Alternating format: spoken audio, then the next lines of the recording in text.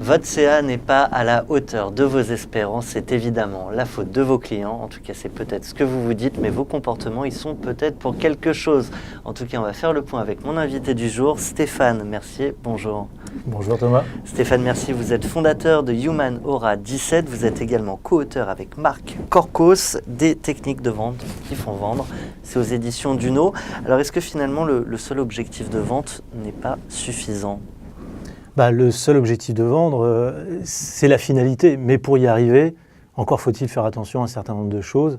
Beaucoup d'entrepreneurs, de commerciaux sont tellement des fois focalisés sur leur objectif qu'ils en oublient leur propre comportement. Alors justement, les comportements qui marchent, c'est quoi ? Les comportements qui marchent, ça fait des années qu'on parle du questionnement. Donc ça, ce sont dans les techniques. Le questionnement est lié à l'empathie. Mais ce qui nous semble aussi plus important que le questionnement, c'est aussi la curiosité à l'autre. Finalement, il y a plein d'indices que nous donnent nos clients dans le non-verbal, dans leur environnement, dans le bureau. Et c'est d'être en capacité aussi d'être curieux, d'observer ce qui peut se produire dans l'échange et pas de rester fondamentalement fixé sur son objectif. Et c'est vrai que dans les écoles, il y a des process, il y a des méthodes, il y a des techniques. D'ailleurs, l'ouvrage parle de lui-même. Mais il faut aussi, au-delà de cette technique, appréhender ce qui va arriver. Donc faire preuve de curiosité. Alors dans les écoles, on n'apprend pas non plus à écouter notre intuition, en tout cas très rarement.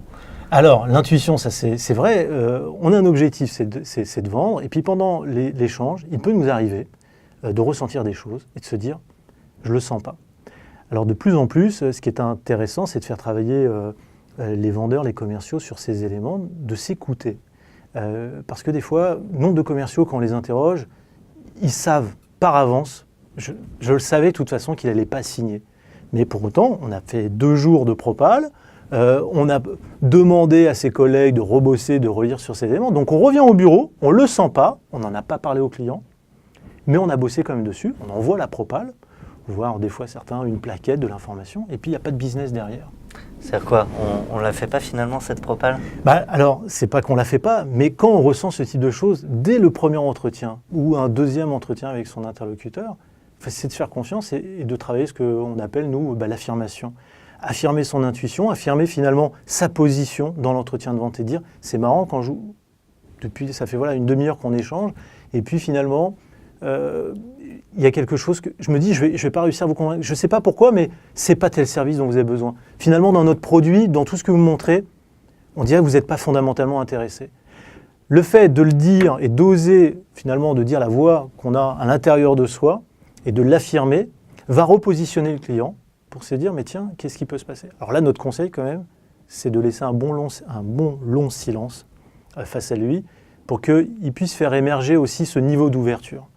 Et donc si moi je fais preuve d'ouverture, vraisemblablement le client aussi va faire preuve d'ouverture et nous confier, oui finalement, sous cette forme-là, avec ce service-là, c'est pas le bon moment, c'est pas le bon timing. Vous avez raison. Et donc, on va pouvoir reconstruire avec lui. Dans l'ouvrage, vous parlez aussi pas mal d'authenticité. L'authenticité, c'est vrai que sur cette édition, on est revenu sur cet élément. Je pense qu'elle est vraiment d'actualité, l'authenticité, parce qu'aujourd'hui, on veut faire en sorte que tout le monde rentre dans le même moule. Et on le voit même avec les startups françaises. Je trouve qu'elles cultivent l'authenticité de la startup à la française. C'est plus authentique du tout. Alors c'est pour ça qu'au sein de chacune des startups, il faut aussi retrouver, et des entreprises qui elles aussi veulent trouver un peu leur touche, et finalement, comment incarner finalement mes valeurs, mon image. Et elle passe bien sûr par ma tenue vestimentaire. Donc de plus en plus, on le voit, on est sans cravate. Mais c'est intéressant aussi de voir que certains qui veulent porter le nœud papillon, qui vont porter leur cravate parce qu'ils aiment ça. Moi, j'avais un excellent commercial qui avait une moustache très à l'ancienne et finalement, ça le distingue. Alors là, on est tous maintenant un peu barbus, sans cravate. Exactement. Donc, on peut s'interroger lorsqu'on va dans des grands groupes. Est-ce que finalement, j'ai le droit d'y aller sans cravate ? Est-ce que j'ai le droit d'y aller avec ma barbe de 4 jours ? Si ça me correspond, si c'est comme ça que je me sens bien, cultiver sa singularité, c'est aussi montrer à son client que je m'assume comme je suis et que finalement, je suis prêt à l'écouter avec ce que je représente. Et plus je vais trouver cette limite dans l'authenticité, mieux je vais être en maîtrise de mes comportements et donc je vais laisser en place la relation s'instaurer avec plus de liberté. Bon, et ben il y a plein d'autres techniques, plein d'autres comportements à découvrir dans cet ouvrage, Les techniques de vente qui font vendre, aux éditions Duno. Un grand merci à vous, Stéphane Mercier. Merci. Et quant à nous, on se retrouve très bientôt pour une nouvelle chronique. Merci à tous.